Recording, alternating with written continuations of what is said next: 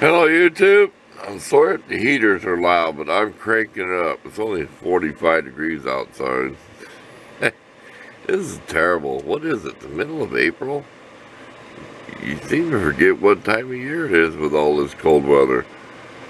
Yes, and it could snow in the next 2 days. Trust me, in the Midwest. Look at the weather reports.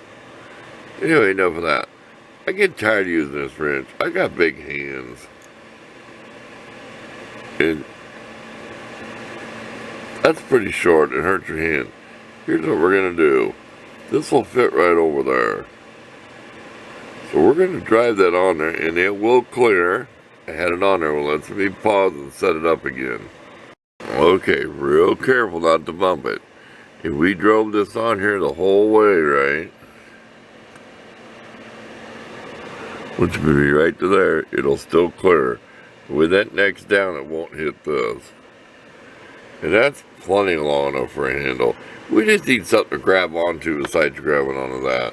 And we had a top of an ink pen on there. Then we put some white tape so we wouldn't lose it because it was gray colored ink pen. So that's over in the garbage. Let's put that on there. We're going to put some epoxy down in here. Just a little bit. We'll put some tape on there to keep the, just to keep it from rocking. It's going to have to be drove on there down in there a long ways. So it doesn't wobble like that. You know, just something to make it a little bit better. So let's get to work. We'll be back when we bring you a few short clips of what we're doing. Okay. We like that all the way on there. And we drove it in enough to where, see where it kind of flared it out? Where it actually kind of dented the casing there so it doesn't want to twist and wobble. We're still going to put some epoxy in there. We may cram some paper or something in there so it goes down about here. So the epoxy stays right up in here. This is the only place it's going to hold anyway. It's where it's small. Oh, take these things off once in a while. Look what I tapped out of there and I just blew through it. Just picked little stuff that comes out of these chucks. That's what ruins these.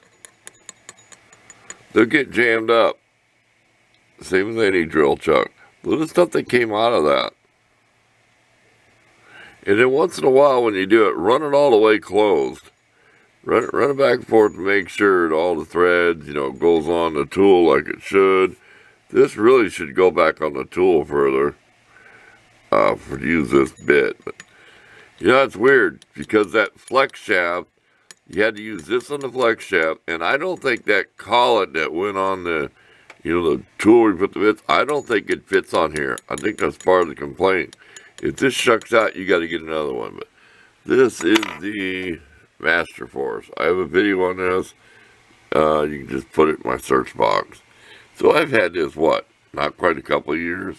It is massive. It is heavy. I got big hands. Look how big that is. You see why I went to a smaller tool for a little work and polishing. Okay, let's get to work. Okay, can you see I got some paper crammed down there to kind of slow the epoxy down so it just doesn't run all down in there. So we'll make a real small batch, put it in there right, get it in there first, and get the setup, and then we'll mix another batch just to level it off. So it was just a real small amount I'll put down in there. We're not worried about getting it on the wrench part. It will scrape off, but we don't want to get it on here because we plan on cleaning and polishing the shell casing. So I think you know what I mean. It doesn't matter if it's on there. It'll flake off with a utility knife. Okay, let's get to work. We'll put a real small amount down in there. We're going to use a probably pokey tool to drip it down in there. Okay, it's been about 15 minutes. See where I smushed that down with the razor blade, and then I smushed it over the edge. See that? And we know it's full. So I mixed up a first batch, let it set a little bit, then put some more on the top. And now we'll scrape that off. Now's the time to get that stuff off. You can do the same thing with JB Weld. JB Weld, you can wet your finger and smear it around, make it smooth.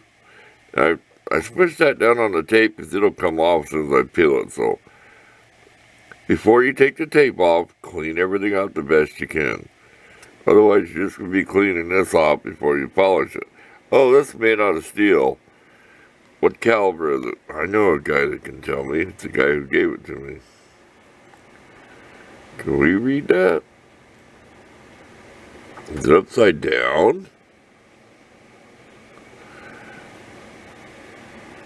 Sorry about that. I used the camera to look at stuff, then I crashed into it. So we're going to lightly flitz this, because I had one that you will take that copper off and it'll be, see where it's shiny, it'll end up being steel. Don't get too carried away now. I might just do it by hand. There you go. Back to work. This is entirely too long a video for something this small of a project, but oh well. We're still bored and we're trapped in here. We're going stir crazy. We want to get outside. It's not nice out. Okay, we'll show you how clean that is. And that's no solvent, and that just scraped everything with a razor blade.